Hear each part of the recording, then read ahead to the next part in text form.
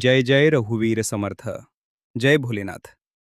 मित्रांनो, आपल्या सनातन धर्मात जितकेही सण आणि उत्सव येतात, त्या प्रत्येक सणामागे कोणती ना कोणती पौराणिक कथा अवश्य जोडलेली असते. असाच एक पवित्र सण म्हणजे नागपंचमी. हा सण श्रावण महिन्याच्या शुक्ल पक्षातील पंचमी तिथीला साजरा केला जातो. या दिवशी नागदेवतांची पूजा केली जाते आणि त्यांना दूध, जल तसेच फुले अर्पण केली जातात. मित्रांनो, कधी ना कधी तुमच्या मनात हा प्रश्न नक्कीच आला असेल की शेवटी नागांची पूजा का केली जाते? नागपंचमीच्या दिवशीच नागदेवतांची पूजा करण्याची परंपरा कशी सुरू झाली? प्रिय मित्रांनो, आपल्या शास्त्रांमध्ये नागांचा संबंध साधारण जीवांशी नसून देवशक्तींशी असल्याचे सांगितले आहे. भगवान शिव आपल्या गळ्यात नागराज वासुकीला धारण करतात आणि भगवान विष्णू अनंत शेषनागाच्या शय्येवर विश्राम करतात. मित्रांनो, एवढेच नव्हे तर जेव्हा देव आणि दानवांनी मिळून समुद्र मंथन केले होते, तेव्हा नागराज वासुकीलाच मंदार पर्वताभोवती गुंडाळून मंथनाची दोरी बनवण्यात आले होते. याच कारणामुळे आपल्या हिंदू धर्मात नागांविषयी विशेष श्रद्धा आणि आदर व्यक्त केला जातो. नागपंचमीचा हा सण केवळ नागांची पूजा करण्याचा दिवस नाही. यामागे एक अशी कथा दडलेली आहे, जी जाणून घेतल्यानंतर तुम्हाला समजेल की शेवटी या दिवशी नागदेवतांची पूजा का केली जाते आणि आपल्या धर्मात या पर्वाचे इतके महत्त्व का सांगितले आहे. आज आम्ही तुम्हाला तीच प्राचीन कथा सांगणार आहोत, जिचा उल्लेख आपल्या धर्मग्रंथांमध्ये आढळतो. तर चला मित्रांनो, कोणताही विलंब न करता त्या पवित्र कथेकडे वळूया आणि जाणून घेऊया की नागपंचमी साजरी करण्याची ही परंपरा शेवटी कशी सुरू झाली. मित्रांनो, खूप वर्षांपूर्वीची गोष्ट आहे. एका छोट्याशा गावात गोमती नावाची एक स्त्री राहत होती. तिचे जीवन अतिशय साधे होते. ती रोज सकाळी लवकर उठून आपल्या घरातील सर्व कामे उरकायची आणि त्यानंतर आपली मुलगी गौरी हिच्यासोबत आसपासच्या गावांमध्ये दूध विकण्यासाठी जायची. गौरी लहानपणापासूनच अतिशय शांत आणि समजूतदार होती. ती आपल्या आईचे प्रत्येक म्हणणे ऐकायची आणि घरातील लहान मोठ्या कामांमध्ये तिच्या आईला मदत करायची. गोमतीची एक अनोखी सवय होती. ती दररोज सकाळी दूध काढताना त्यातील थोडे दूध वेगळे काढून ठेवायची. त्यानंतर ते दूध व्यवस्थित गरम करायची, थंड होऊ द्यायची आणि संध्याकाळच्या वेळी आपल्या अंगणात एका स्वच्छ भांड्यात ठेवायची. यानंतर ती अंगणाजवळ जाऊन एक छोटी घंटी वाजवायची. गावातील लोकांना गोमतीची ही गोष्ट खूप विचित्र वाटायची, कारण घंटीचा आवाज ऐकू येताच आजूबाजूच्या जंगलातून आणि झुडपांमधून अनेक सर्प हळूहळू बाहेर यायचे आणि गोमतीच्या घराच्या अंगणापर्यंत यायचे. गोमती त्यांना पाहून अजिबात घाबरत नसे. ती श्रद्धेने त्या सर्पांसमोर दुधाचे भांडे ठेवायची.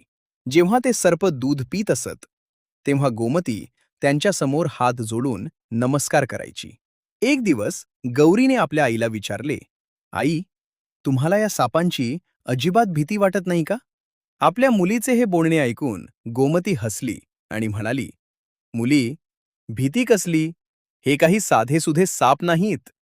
मी त्यांना आपल्या कुटुंबाचा एक भाग समजूनच त्यांच्यासाठी दूध ठेवते." नंतर तिने मुलीच्या डोक्यावरून हात फिरवत म्हटले, "गौरी, एक गोष्ट नेहमी लक्षात ठेव. जर कधी मी तुझ्यासोबत नसेन आणि तुला असे वाटले की या जगात तुझे स्वतःचे असे कोणीही नाही, तर यांची नक्की आठवण ठेव. हे तुझे भाऊ आहेत. तुझी हाक त्यांच्यापर्यंत नक्कीच पोहोचेल."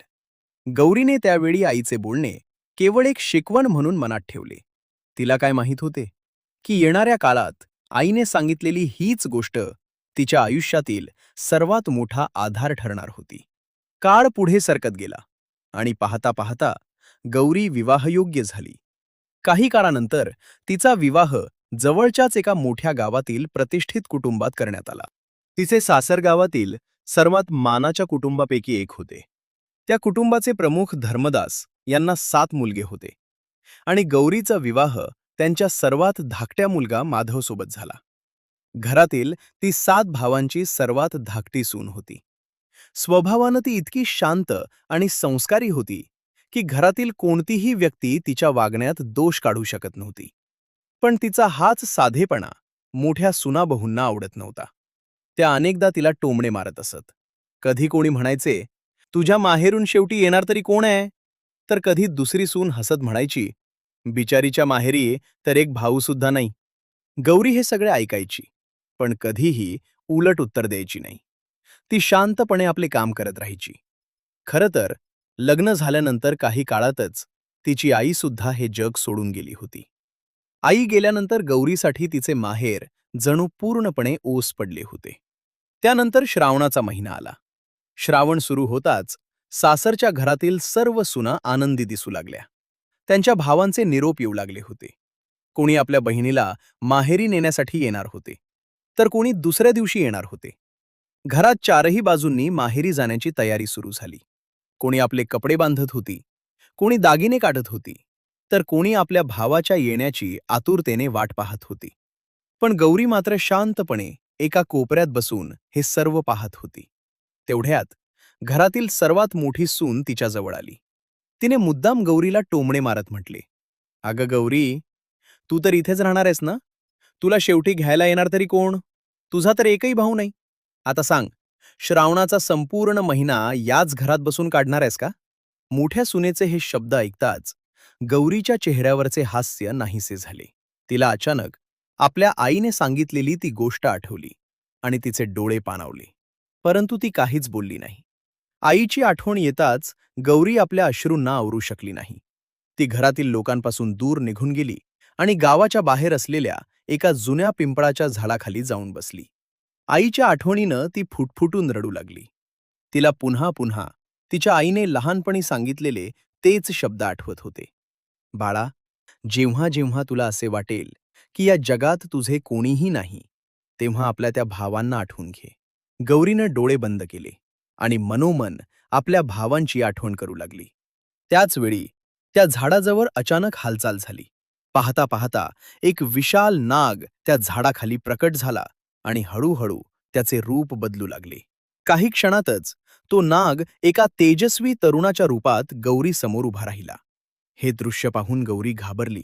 तेवढ्यात त्या युवकाने हसत म्हटले, "बहिणी, घाबरू नकोस. तुझी आई जिवंत असेपर्यंत आमच्यासाठी दूध ठेवत असे. तिने आम्हाला कधीही परके मानले नाही.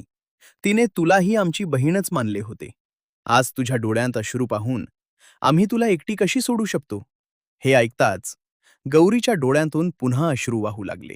ती रडत म्हणाली, "पण मी तुमच्यासोबत कशी येऊ शकते? मी तर माझ्या सासरी राहते."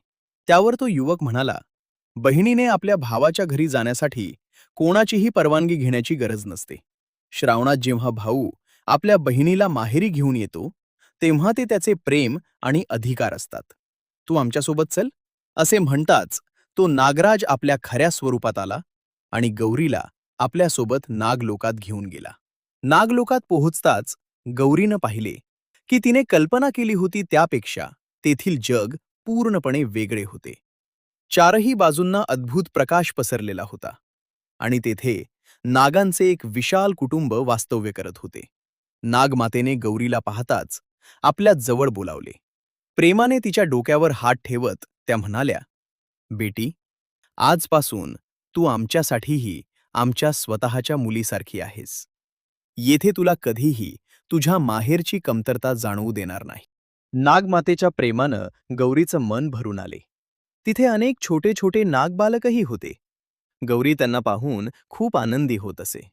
ती रोज त्यांच्यासाठी दूध तयार करायची आणि ते चांगले थंड झाल्यानंतर स्वतःच्या हातानं त्यांना पाजायची. अशा प्रकारे काही दिवस खूप प्रेम आणि आनंदात गेले. पण एके दिवशी नकळत गौरीकडून अशी एक चूक झाली, ज्याची तिला अजिबात कल्पना नव्हती. एके दिवशी गौरीनं दूध गरम केल्यानंतर विचार केला की आता ते थंड झाले असेल. नीट तपासून न पाहताच तिनं छोट्या नाग बालकांना दूध पिण्यासाठी बोलावले. त्या छोट्या नागांनी दूध प्यायला सुरुवात करताच त्यांच्या तोंडाला तीव्र जळजळ होऊ लागली आणि त्यांची तोंड भाजली. सर्व छोटे नाग वेदनेनं तडफडू लागले आणि या सगळ्याचं कारण गौरीलाच समजू लागले. त्यांच्या मनात गौरीविषयी राग भरला. तेव्हा त्यांच्यापैकी एक जण रागानं म्हणाला, "आम्ही हिला आपली बहीण समजलो आणि हिनं आमच्यासोबत असं केले." दुसरा म्हणाला, "हिनं दिलेल्या या वेदनेचा बदला आपण नक्कीच घेऊ." हे पाहून गौरी घाबरली. ती हात जोडून आपल्या चुकीसाठी क्षमा मागू लागली. तेवढ्यात नागमाता तिथे आल्या. त्यांनी सर्व नागांना शांत केले आणि समजावून सांगितले, ही तुमची बहीण आहे. तिच्याकडून ही चूक जाणून बुजून झालेली नाही. जशी तुमच्याकडून चूक होऊ शकते, तशीच तिच्याकडूनही नकळत चूक झालीये. त्यामुळे तुमच्या बहिणीला क्षमा करा. नागमातेचं बोलणं ऐकून सर्व नाग शांत झाले आणि त्यांनी गौरीला क्षमा केली. काही काळानंतर शेषनाग स्वतः गौरीला तिच्या सासरी सोडण्यासाठी आले. जाताना त्यांनी तिला सांगितले, बहिणी, तू अजिबात चिंता करू नकोस. श्रावण महिना आला की आम्ही तुला पुन्हा माहेरी घेऊन येऊ. गौरीनं आपल्या भावांना नमस्कार केला आणि ती आपल्या सासरी परत आली. असेच काळ पुढे सरकत गेला. ज्या छोट्या नागांचे तोंड त्या दिवशी गरम दुधामुळे भाजले होते, ते आता मोठे झाले होते.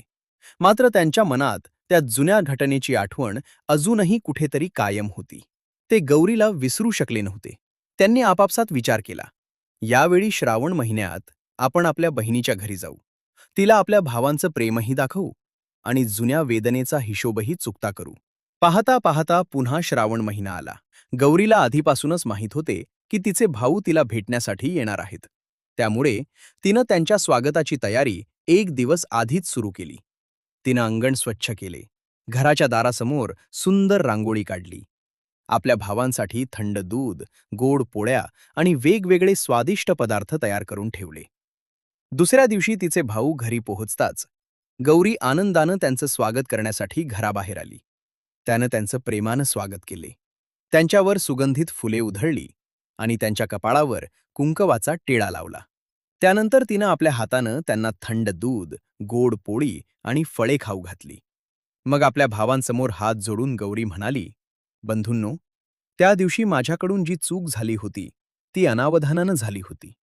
तरीही माझ्यामुळे तुम्हाला काही दुःख झाले असेल तर मला क्षमा करा.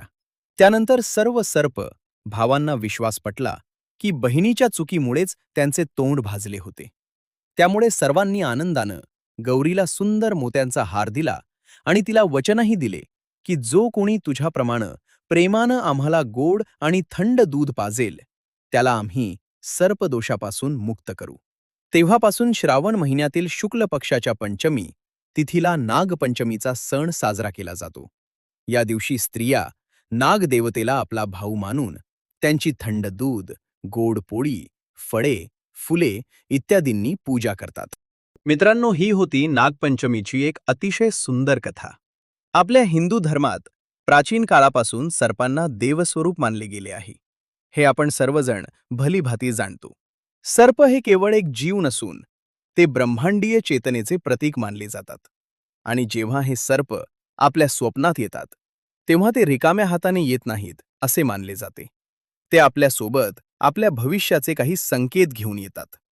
कधी हा संकेत धनसंपत्तीचा असतो, कधी एखाद्या लपलेल्या भीतीचा असतो, तर कधी येणाऱ्या संकटाची किंवा धोक्याची पूर्वसूचना असते. पुराणांमध्ये असे म्हटले आहे की स्वप्नदर्शनम शुभम वा अशुभम भविष्यम सूचयती. अर्थात स्वप्नात जे काही दिसते ते आपल्या भविष्याची एक छाया किंवा संकेत बनून आपल्या समोर येते असे मानले जाते.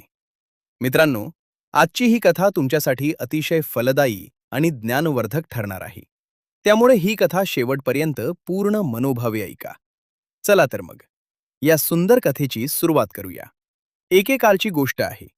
हिमालयाच्या शुभ्र बर्फाच्या चादरीने झाकलेल्या शांत आणि दिव्य अशा कैलास पर्वतावर भगवान शिव आणि माता पार्वती ध्यानस्थ अवस्थेत विराजमान होते. चहूबाजूंना पसरलेली हिमाची शीतलता, मंद मंद वाहणारा वारा आणि संपूर्ण वातावरणात दरवळणारा सुगंध यामुळे कैलास पर्वताचे वातावरण अत्यंत शांत, पवित्र आणि दिव्य झाले होते. एका शांत आणि प्रसन्न क्षणी माता पार्वतींनी भगवान शिवजींकडे पाहिले आणि कोमल स्वरात विचारले, हे नाथ, मला हे सांगा की मनुष्य जी स्वप्ने पाहतो ती केवळ मनाच्या कल्पना असतात की त्यामागे काही गूढ अर्थही दडलेला असतो? स्वप्नांमधून आपल्याला भविष्याशी संबंधित काही संकेत मिळू शकतात का? माता आदिशक्तींचा हा प्रश्न ऐकून भगवान शिवजी मंद स्मित करत म्हणाले, हे गिरिजे, तुझा प्रश्न अत्यंत गूढ आहे. स्वप्ने ही केवळ मनाच्या कल्पना नसतात. ती आपल्या मनाची सावली असतात, आपल्या भावनांचे प्रतिबिंब असतात आणि कधीकधी भविष्याची पूर्वसूचनाही देऊ शकतात. जी स्वप्ने कोणत्याही भीती किंवा तणावाशिवाय स्वाभाविकपणे वारंवार पडतात, त्यांना विशेष अर्थ असू शकतो. ती आत्म्याशी संबंधित काही संकेतही असू शकतात. हे ऐकून माता पार्वतींनी पुन्हा प्रश्न केला, हे नाथ, जर एखाद्या व्यक्तीला वारंवार स्वप्नात सर्प दिसत असेल, तर त्याचा नेमका अर्थ काय असतो? स्वप्नात साप दिसणे हे देखील एखाद्या संकेताचे लक्षण आहे का? माता पार्वतींचा प्रश्न ऐकून भगवान शिवजी गंभीर स्वरात म्हणाले, हे गिरिजे, तू अत्यंत योग्य प्रश्न विचारलास. स्वप्नात सर्प दिसणे ही साधारण गोष्ट नाही असे मानले जाते. याचा संकेत असा असू शकतो की मनुष्याच्या जीवनात काही मोठा बदल घडणार आहे. कधी तो एखाद्या दडलेल्या भीतीचा संकेत असतो, कधी एखाद्या जुन्या ऋणाचा, कधी वंशदोषाचा, आणि कधी-कधी तो आध्यात्मिक जागृतीचाही संकेत असू शकतो. मात्र या संकेतांचा योग्य अर्थ समजून घेणे अत्यंत आवश्यक आहे. हा विषय अधिक स्पष्ट करण्यासाठी मी तुला एका प्राचीन ऋषीमुनींची कथा सांगतो. ही कथा एका राजा आणि एका मुनीची आहे. या कथेतून हे रहस्य स्पष्ट होईल की आपल्या स्वप्नात सर्प का दिसतात आणि त्यांचा आपल्या जीवनाशी नेमका काय संबंध असू शकतो. भगवान शिवजी पुढे म्हणाले, हे देवी, असे मानले जाते की ही कथा जो कोणी श्रद्धेने आणि एकाग्रतेने ऐकतो, त्याच्या स्वप्नात दिसणारे सर्प त्याला कोणतीही हानी पोचवत नाहीत. त्याच्या जीवनातील दरिद्रता दूर होते, जीवनात समृद्धी येते आणि भविष्यात येणारी संकटे टळतात. हे ऐकून माता पार्वतींनी हात जोडले आणि म्हणाल्या, हे नाथ, कृपया मला ती प्राचीन कथा सांगा, ज्यातून मला हे समजेल की स्वप्नात सर्प दिसणे हे आपल्या जीवनातील कोणत्या परिवर्तनाचे संकेत असू शकते. तेव्हा भगवान शिवजी कथा सांगण्यास सुरुवात करत म्हणाले, हे देवी पार्वती, ही प्राचीन काळातील गोष्ट आहे. एकेकाळी पृथ्वीवर सूर्यगड नावाचे एक विशाल आणि अत्यंत समृद्ध राज्य होते. त्या राज्याचे राजा वीरकेतू होते. राजा वीरकेतू आपल्या साहस आणि पराक्रमासाठी प्रसिद्ध होतेच, पण त्याहूनही अधिक लोक त्यांच्या न्यायबुद्धीची आणि धर्माप्रती असलेल्या समर्पणाची प्रशंसा करत असत. त्यांच्या राज्यातील प्रजा सुखी होती, कोणत्याही गरिबावर अन्याय होऊ नये आणि कोणताही गरजू व्यक्ती त्यांच्या दरबारातून रिकाम्या हाताने परत जाऊ नये, याची राजा विशेष काळजी घेत असत. प्रजा देखील आपल्या राजाचा मनापासून आदर करत असे. राजा जेव्हा नगरातून बाहेर पडत, तेव्हा लोक आपल्या घराबाहेर येऊन त्यांचे अभिवादन करत. राजा देखील कोणताही भेदभाव न करता सर्वांची विचारपूस करत असत. राजा वीरकेतू हे भगवान शिवांचे परमभक्त होते. दररोज पहाटे ब्रह्ममुहूर्तावर उठून स्नानादी आटोपल्यानंतर ते संपूर्ण विधिविधानाने भगवान शिवांची पूजा करत आणि त्यानंतर राजकारभाराला सुरुवात करत. धर्मकर्मामध्ये त्यांना विशेष रुची होती. वेळोवेळी ते यज्ञ आणि धार्मिक अनुष्ठानं देखील आयोजित करत असत. त्यांची पत्नी मालिनी ही देखील अतिशय समजूतदार आणि शांत स्वभावाची राणी होती.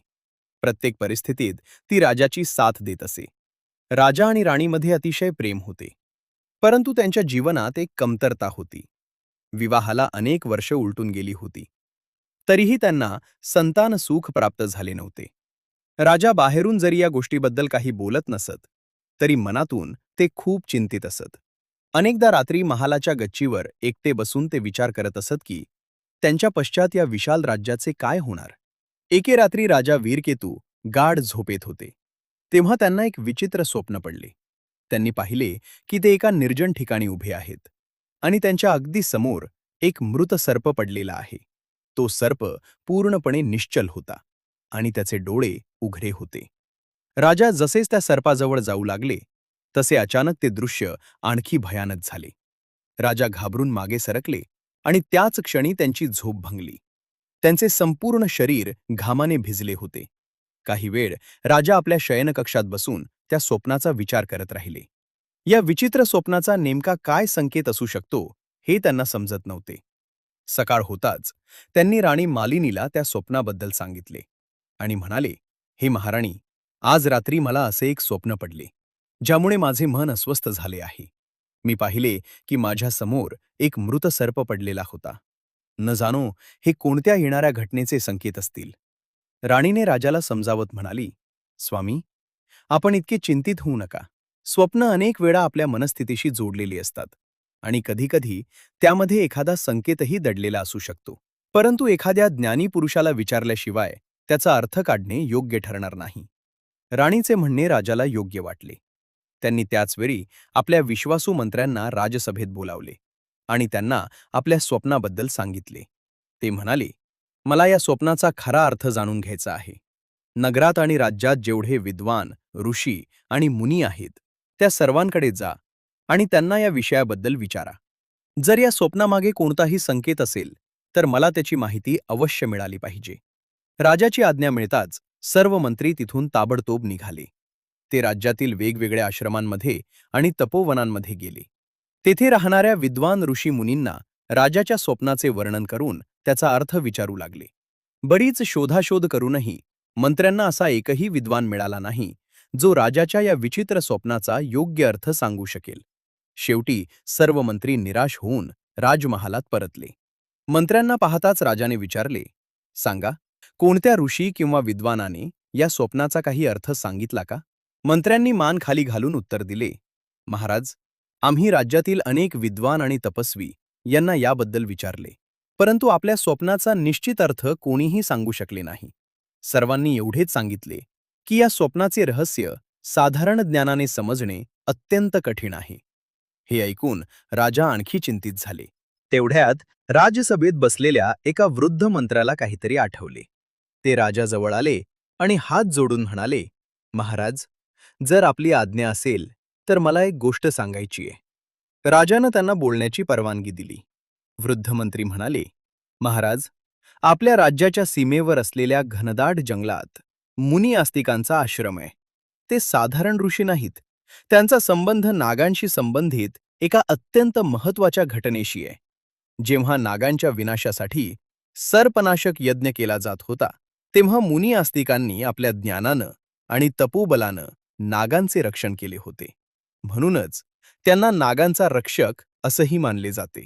मला असं वाटते की आपल्या स्वप्नाचा संबंधही नागांशी असावा.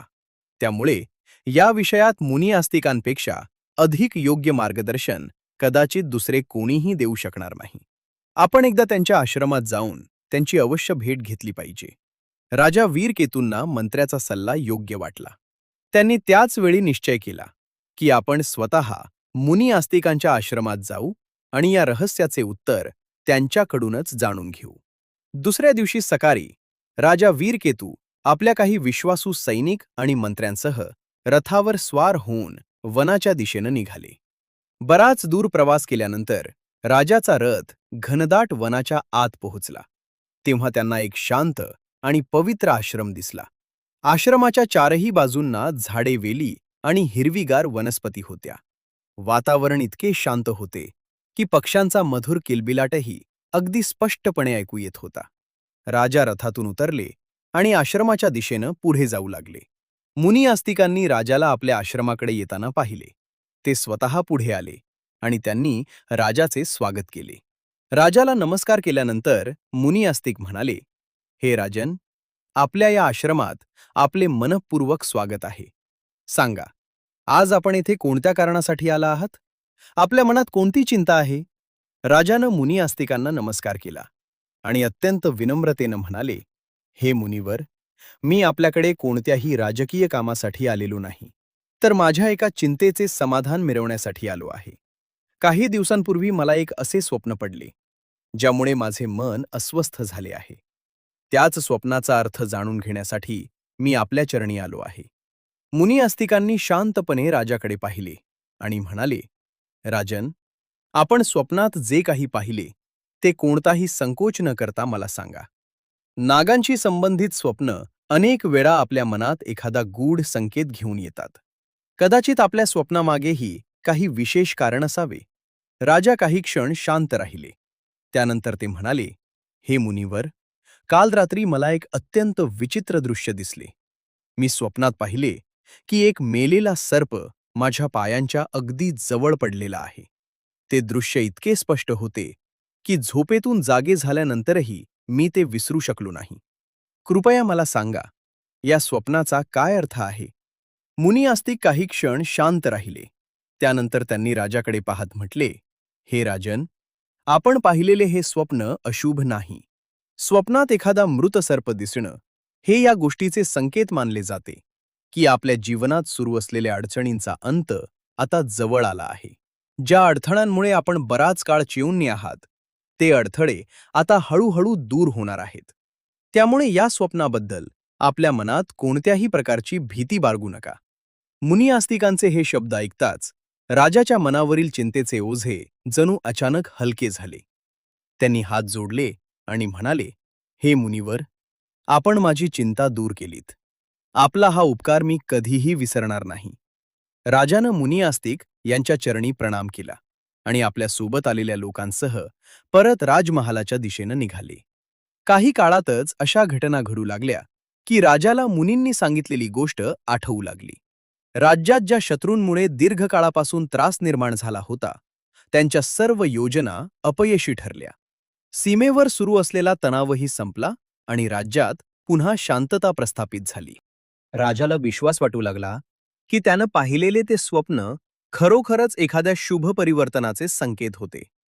परंतु काही काळानंतर एका रात्री राजाला पुन्हा एक विचित्र स्वप्न पडले. यावेळी त्यानं पाहिले की त्याच्यासमोर एक खूप मोठा सर्प आहे आणि तो सर्पाला आपल्या हातांनी पकडत आहे. सकाळ होताच राजानं हे स्वप्न राणीला सांगितले. मात्र यावेळीही त्याच्या मनातील उत्सुकता कायम राहिली. त्यानं अधिक वेळ वाट पाहिली नाही आणि तो थेट मुनी आस्तिक यांच्या आश्रमाच्या दिशेनं निघाला. आश्रमात पोहोचल्यानंतर राजानं मुनींना प्रणाम केला आणि म्हणाला, मुनिवर, मागील वेळी आपण माझ्या स्वप्नाचा जो अर्थ सांगितला होता तो अगदी सत्य ठरला. आता मला आणखी एक स्वप्न पडले. यावेळी मी स्वतःला एका विशाल सर्पाला पकडताना पाहिले. कृपया सांगा, या स्वप्नाचा काय संकेत आहे? मुनी आस्तिक यांनी राजाचं म्हणणं ऐकून सांगितले, राजन, स्वप्नात सर्पाला आपल्या हातांनी पकडणं हे देखील शुभ संकेत मानले जाते. याचा अर्थ असा आहे की येणाऱ्या काळात तुम्हाला तुमच्या परिश्रमाचे चांगले फळ मिळेल. तुमच्या जीवनात धन आणि संपत्तीत वाढ होऊ शकते. राजानं मुनींना प्रणाम केला आणि आपल्या राज्यात परतला. काळ पुढे सरकत गेला आणि मुनींनी सांगितलेली गोष्ट पुन्हा खरी ठरत असल्याचं दिसून आले. राजानं एका मोठ्या युद्धात आपल्या शत्रूंचा पराभव केला. त्या विजयानंतर राज्याची संपत्ती आणि वैभव यामध्येही मोठी वाढ झाली. या घटनेमुळे राजा वीरकेतू अतिशय प्रसन्न झाला आणि त्याच्या मनातील मुनी आस्तिक यांच्याबद्दलची श्रद्धा आणखी वाढली. पण मित्रांनो, राजाच्या स्वप्नांची ही मालिका अजून संपलेली नव्हती. काही काळानंतर एका रात्री राजाला पुन्हा एक अनोखे दृश्य स्वप्नात दिसले. यावेळी राजानं स्वप्नात पाहिले की एक सर्प आकाशात उडत आहे. सकाळ होताच राजाच्या मनात त्या स्वप्नाचा अर्थ जाणून घेण्याची इच्छा निर्माण झाली. तो तात्काळ मुनी आस्तिक यांच्या आश्रमात पोहोचला आणि त्यांच्या समोर बसून म्हणाला, हे मुनिवर, आज रात्री मी असं एक स्वप्न पाहिले आहे, जे पाहून मी स्वतःच आश्चर्यचकित झालो आहे. मी पाहिले की एक सर्प आकाशात उडत आहे. कृपया मला सांगा, या स्वप्नाचा काय अर्थ असू शकतो? राजाचं बोलणं ऐकून मुनी आस्तिक शांत स्वरात म्हणाले, हे राजन, आकाशात सर्पाला उडताना पाहणे हे साधारण स्वप्न मानले जात नाही. हे जीवनात पुढे जाण्याचे आणि नवीन उंची गाठण्याचे संकेत असू शकतात. येणारा काळ तुमच्यासाठी प्रगतीची नवी दारे उघडू शकतो. राजानं मुनी आस्तिकांचं बोलणं लक्षपूर्वक ऐकले आणि त्यांना प्रणाम करून आपल्या राज्यात परतले. काही काळानंतर राज्यात असे बदल घडू लागले ज्याची कोणी कल्पनाही केली नव्हती. व्यापार झपाट्यानं वाढू लागला आणि शेतकऱ्यांनाही शेतीमध्ये पूर्वीपेक्षा कितीतरी अधिक यश मिळू लागले. दूर दूरचे व्यापारी सूर्यगडमध्ये येऊ लागले आणि राज्याची समृद्धी दिवसेंदिवस वाढत गेली. राजा हे सर्व बदल पाहून अत्यंत प्रसन्न झाला. त्यांचा पुन्हा एकदा विश्वास बसला की मुनी आस्तिकांनी त्यांच्या स्वप्नाचा जो अर्थ सांगितला होता तो अगदी योग्य होता. परंतु त्यानंतर राजानं असं एक स्वप्न पाहिले ज्यामुळे ते पुन्हा चिंतेत पडले. एका रात्री नव्हे तर सलग अनेक रात्री राजाला काळे सर्प दिसू लागले. कधी तो सर्प राजमहालाच्या द्वारावर दिसत असे, तर कधी तो राजासमोर येऊन उभा राहत असे. वारंवार तेच दृश्य दिसू लागल्यामुळे राजाच्या मनात भीती निर्माण झाली आणि त्यांनी पुन्हा एकदा मुनी आस्तिकांना भेटण्याचा निर्णय घेतला. आश्रमात पोहोचताच राजा म्हणाला, मुनिवर, गेल्या काही दिवसांपासून मला सतत एकाच प्रकारचे स्वप्न पडत आहे. प्रत्येक वेळी माझ्या डोळ्यासमोर काळ्या रंगाचा सर्प येतो. मला त्याचा अर्थ समजत नाही. कृपया मला सांगा, याचा काय संकेत असू शकतो? मुनी आस्तिक गंभीर स्वरात म्हणाले, राजन, वारंवार काळा सर्प दिसणे हे सामान्य स्वप्न मानले जात नाही. ज्योतिषशास्त्रातील मान्यतेनुसार याचा संबंध कालसर्प दोषाशी जोडला जातो. मात्र यामुळे घाबरण्याची आवश्यकता नाही. योग्य पद्धतीने पूजा आणि धार्मिक अनुष्ठान केल्यास त्याचे निवारण करता येऊ शकते. मुनींनी राजाला आवश्यक पूजाविधी सांगितला. राजाने श्रद्धापूर्वक सांगितलेल्या नियमांनुसार पूजापाठ आणि धार्मिक अनुष्ठान केले. काही काळानंतर त्यांच्या मनातील भीती दूर झाली आणि त्यांना स्वतःला पूर्वीपेक्षा अधिक शांत वाटू लागले. परंतु काही काळानंतर राजाला पुन्हा एक नवीन स्वप्न पडले. यावेळी त्यांनी स्वप्नात हिरव्या रंगाचा एक सर्प पाहिला. सकाळ होताच राजाने विलंब न करता मुनी आस्तिकांच्या आश्रमाकडे प्रयाण केले. त्यांनी मुनींना प्रणाम करून विचारले, मुनिवर, आज मला स्वप्नात हिरव्या रंगाचा सर्प दिसला आहे. कृपया सांगा, या स्वप्नाचा काय संकेत आहे? मुनी आस्तिक म्हणाले, हे राजन, स्वप्नात हिरव्या रंगाचा सर्प दिसणे हे शुभ संकेत मानले जाते. यावरून असा संकेत मिळू शकतो की निकटच्या भविष्यात तुमच्या जीवनात एखादा चांगला बदल घडणार आहे. राजा पुन्हा आपल्या राज्यात परतले. काही काळातच संपूर्ण राज्यात सुख समृद्धी नांदू लागली. शेतांमध्ये भरघोस पीक आले. शेतकऱ्यांची घरे धान्याने भरून गेली आणि प्रजेच्या चेहऱ्यावर समाधान दिसू लागले. राजाने मनोमन मुनी आस्तिकांचे आभार मानले. परंतु काही काळानंतर राजाने पुन्हा एक विचित्र दृश्य स्वप्नात पाहिले. त्यांनी पाहिले की एक सर्प कोणत्या तरी अज्ञात भीतीमुळे वेगाने तेथून पळून जात आहे. तो वारंवार मागे वळून पाहत होता आणि त्यानंतर पुन्हा पूर्ण वेगाने पुढे धावत होता. सकाळ होताच राजाने मुनी आस्तिकांच्या आश्रमात जाण्याचा निर्णय घेतला. आश्रमात पोहोचल्यानंतर त्यांनी मुनींना प्रणाम करून म्हटले, मुनिवर, यावेळी मी स्वप्नात पाहिले की एक सर्प कोणत्या तरी गोष्टीला घाबरून पळून जात आहे. या दृश्यामुळे माझ्या मनात चिंता निर्माण झाली आहे. कृपया याचा अर्थ मला सांगा. मुनी आस्तिक गंभीर स्वरात म्हणाले, राजन, जर स्वप्नात एखादा सर्प कोणत्या तरी भीतीमुळे तुमच्यापासून किंवा एखाद्या अन्य शक्तीपासून वाचण्यासाठी पळताना दिसला, तर तो सावध राहण्याचा संकेत मानला जातो. असे स्वप्न हे सूचित करू शकते की येणाऱ्या काळात तुमच्या एखाद्या शत्रूकडून कपट किंवा फसवणुकीची परिस्थिती निर्माण होऊ शकते. त्यामुळे काही काळ आपल्या आजूबाजूच्या लोकांवर विशेष लक्ष ठेवा. राजाने मुनींचे म्हणणे गांभीर्याने घेतले आणि ते पुन्हा राजवाड्यात परतले. काही दिवसातच त्यांची आशंका खरी ठरत असल्याचे दिसू लागले. राजाच्या विश्वासू लोकांपैकीच एका व्यक्तीने त्यांच्याशी विश्वासघात करण्याची योजना आखली. परंतु राजा आधीपासूनच सावध होते. वेळेतच त्या कटाचा उलगडा झाला आणि दोषी व्यक्तीला पकडण्यात आले. राजाने चौकशी केल्यानंतर त्याला योग्य ती शिक्षा दिली आणि राज्यात पुन्हा व्यवस्था प्रस्थापित केली. राजाला पुन्हा एकदा मुनी आस्तिकांची शिकवण आठवली. परंतु काही काळानंतर त्यांच्या जीवनात आणखी एक स्वप्न आले. एका रात्री राजाने पाहिले की एक विषारी सर्प त्यांच्या समोर आला आणि अचानक त्याने राजाला दंश केला. राजा घाबरून झोपेतून जागे झाले. त्यांचे हृदय वेगाने धडधडत होते. सकाळ होताच ते मुनी आस्तिकांकडे गेले आणि म्हणाले, मुनिवर, आजचे स्वप्न पाहून माझे मन भयभीत झाले आहे. मी पाहिले की एका सर्पाने मला दंश केला. कृपया सांगा, या स्वप्नाचा काय संकेत असू शकतो? मुनी आस्तिक म्हणाले, राजन, स्वप्नात सर्पाने दंश करणे किंवा सर्पाने तुमचा पाठलाग करणे हे शुभ संकेत मानले जात नाहीत. अनेक वेळा असे स्वप्न येणाऱ्या संकटाची किंवा एखाद्या कठीण परिस्थितीची पूर्वसूचना देत असते. त्यामुळे काही काळ तुम्ही सावधगिरी आणि संयमाने वागले पाहिजे. राजाने मुनींचा आशीर्वाद घेतला आणि ते परत राजवाड्यात आले. काही दिवसानंतर राजा अचानक गंभीर आजारी पडले. त्यांची अवस्था पाहून संपूर्ण राजवाड्यात चिंतेचे वातावरण निर्माण झाले. परंतु राजाने आपला धीर सोडला नाही. त्यांनी मुनी आस्तिकांचे स्मरण केले आणि त्यांनी सांगितलेल्या धार्मिक उपायांचे पालन केले. काही काळानंतर राजाच्या प्रकृतीत सुधारणा होऊ लागली आणि हळूहळू ते पूर्णपणे बरे झाले. या घटनेमुळे राजाच्या मनात मुनी आस्तिकांविषयीची श्रद्धा आणखी वाढली. त्यानंतर एका रात्री राजाने आणखी एक अनोखे स्वप्न पाहिले. यावेळी त्यांनी पाहिले की त्यांच्यासमोर एक नाग आणि नागिणीचे जोडपे शांतपणे बसलेले आहे. ते दोघे काही क्षण राजाकडे पाहत राहिले आणि त्यानंतर अचानक ते दृश्य नाहीसे झाले. सकाळ होताच राजा पुन्हा मुनी आस्तिकांच्या आश्रमात पोहोचले. त्यांनी हात जोडून विचारले, मुनिवर, यावेळी मी स्वप्नात नाग आणि नागिणीचे एक जोडपे पाहिले आहे. कृपया सांगा, या स्वप्नामागे कोणता संकेत दडलेला आहे?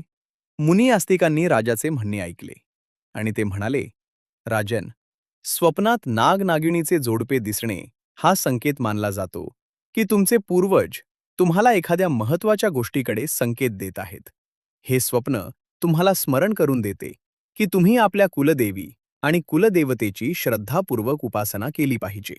राजाने मुनी आस्तिक यांच्या निर्देशानुसार कुलदेवी देवतेची उपासना केली. त्यामुळे त्यांच्या राज्यात सुख शांती कायम राहिली. राजा वीरकेतू यांचे 10वे स्वप्न. एके रात्री राजा वीरकेतू यांनी स्वप्नात काही सर्पांची पिल्ले पाहिली. ती सर्पांची पिल्ले त्यांच्या सिंहासनावर बसलेली होती. जागे झाल्यानंतर राजा ताबडतोब आस्तिक मुनींकडे गेले आणि म्हणाले, हे मुनिवर, मी स्वप्नात पाहिले की काही सर्पांची पिल्ले माझ्या सिंहासनावर बसलेली आहेत. या स्वप्नाचा काय अर्थ आहे? आस्तिक मुनी म्हणाले, हे राजन, जर स्वप्नात सर्पांची पिल्ले दिसली आणि ती तुमच्या सिंहासनावर बसलेली दिसली, तर हे संकेत आहे की तुमच्या घरात लवकरच संतानाचे आगमन होणार आहे. तुमचा पुत्र महान होईल आणि पुढे तो तुमच्या राज्याचा उत्तराधिकारी बनेल. काही महिन्यानंतर राणी मालिनी यांनी एका पुत्राला जन्म दिला. तो पुत्र पुढे मोठा होऊन एक महान राजा बनला आणि आपल्या वडिलांच्या राज्याचा उत्तराधिकारी झाला. मित्रांनो, कथा समाप्त झाल्यानंतर माता पार्वती काही क्षण शांत बसून राहिल्या. त्यांच्या मुखावर समाधानाचे भाव होते. त्यानंतर त्यांनी भगवान शिवांकडे पाहिले आणि म्हणाल्या, हे स्वामी, आज आपण जी कथा सांगितली ती केवळ मनोरंजकच नाही, तर खूप काही शिकवणारी देखील आहे. आता मला समजत आहे की मनुष्याला पडणाऱ्या स्वप्नांच्या मागेही अनेक प्रकारचे संकेत आणि भावना दडलेल्या असू शकतात.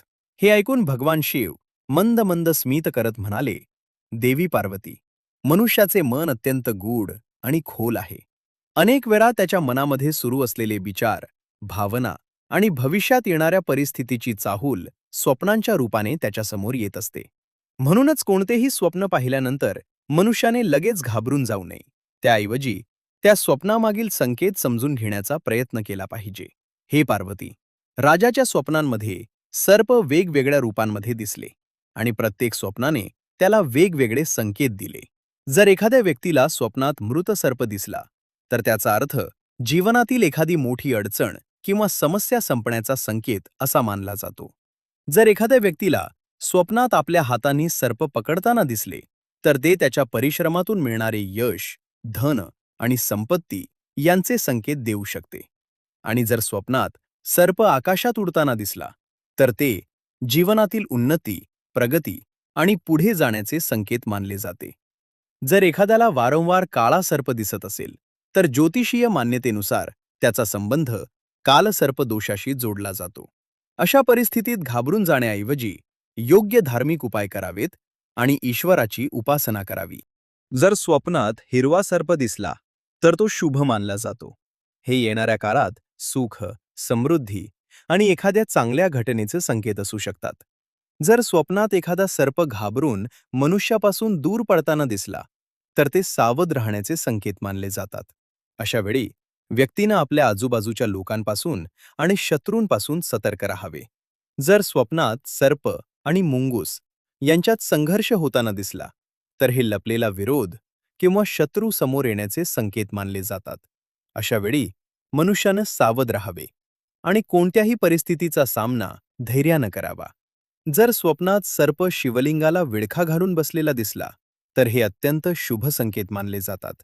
याचा संबंध भगवान शिवजींच्या कृपेशी आणि एखाद्या विशेष मनोकामनेच्या पूर्ततेशी जोडला जातो.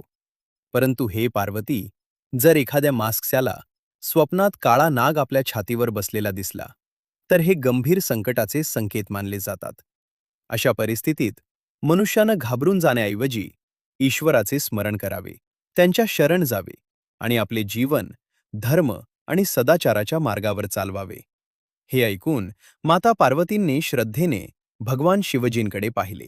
तेव्हा भगवान शिवजी म्हणाले, हे पार्वती, या सर्व स्वप्नांचा सर्वात मोठा संदेश हाच आहे की मनुष्यानं कोणत्याही संकेतामुळे अहंकार किंवा भीतीमध्ये अडकू नये. सुख मिळाले तर परमात्म्याचे आभार मानावेत आणि संकट आले तर धैर्यानं परमात्म्याचे स्मरण करावे. कारण मनुष्याचा सर्वात मोठा आधार स्वयं परमेश्वरच आहे. हे ऐकून माता पार्वतींनी हात जोडून भगवान शिवांना प्रणाम केला. मित्रांनो, अशा प्रकारे भगवान शिवजींनी माता पार्वतींना नागांशी संबंधित स्वप्नांचे विविध संकेत आणि त्यांचे महत्त्व सांगितले. तर मित्रांनो, ही होती नागपंचमीशी संबंधित ही पावन कथा आणि राजाच्या अद्भुत स्वप्नांची कथा. मित्रांनो, जर तुम्हाला ही कथा आवडली असेल तर कमेंटमध्ये श्रद्धेनं हर हर महादेव अवश्य लिहा. भगवान शिव आणि नागदेवतेची कृपा आपल्या सर्वांवर सदैव राहो. आपल्या घरात सुख, शांती आणि समृद्धी नांदो आणि आपल्या जीवनातील सर्व अडथळे दूर होवोत. याच मंगल कामनेसह आजच्या कथेचा येथे विराम घेतो.